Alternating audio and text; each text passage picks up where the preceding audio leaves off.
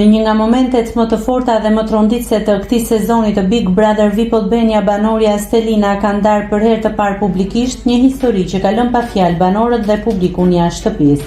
Me zërin që i dridhej dhe lotët që mezi i mbante, Stelina rrëfeu një episod të errët nga familja e saj që do ta shoqëronte për gjithë jetën.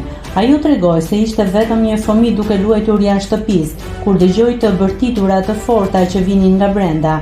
Kur hyri gjeti nënën duke mbledhur rrobat me fytyrën e lënduar, baba i saj ishte aty i armatosur dhe situata kishte dalë jashtë çdo kontrolli.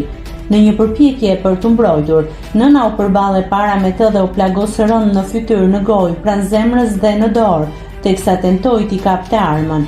Në momentin që ndërhyri edhe motra e saj Krista, ajo u plagos gjithashtu. Për të shpëtuar jetën, motra arriti ta neutralizonte, duke e goditur në kokë, duke e lënë pa ndjenja. Stelina rrëfeu se në atë moment ajo kishte mbetur e ngrirë në shtrat pa folur e paralizuar nga frika, me duart e tyre ato ndihmuan njëra tjetrën dhe dolën jashtë, ndërsa policia mbriti menjëherë. Pamja që e ndjek ende sot është ajo e spitalit, kur pata atin të lidhur me pranga në një shtrat.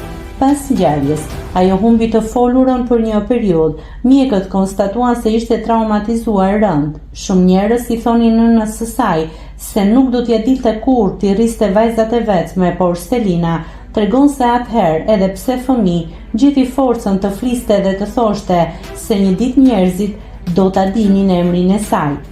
Ajo e takoi të atin vetëm 2 herë, të ndarë nga xhami i burgut dhe më pas vendosi të mos e shihte më kurrë. Në qershor të vitit 2025, ai ndoroi jetë. Sot Stelina thot se shpresa e saj është që kur të shkojë te varri i tij, ta ketë gjetur paqen dhe faljen brenda vetes. Ne nuk e lëshuam kurrë dorën e njëra tjetrës, u shpreh ajo me emocion, duke i quajtur nënën heroinën e vërtetë të familjes dhe motrën, Kristën, shtyllën e jetës së saj.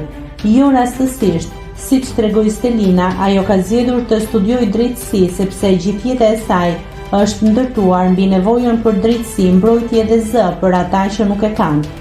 Një rrëfim i dhimbshëm, i sinqertë dhe i fuqishëm, që e tregoi Stelinën jo thjesht si një banore të një reality show, por si një vajzë që ka mbijetuar, është ringritur dhe sot flet me guxim për plagët që nuk duken.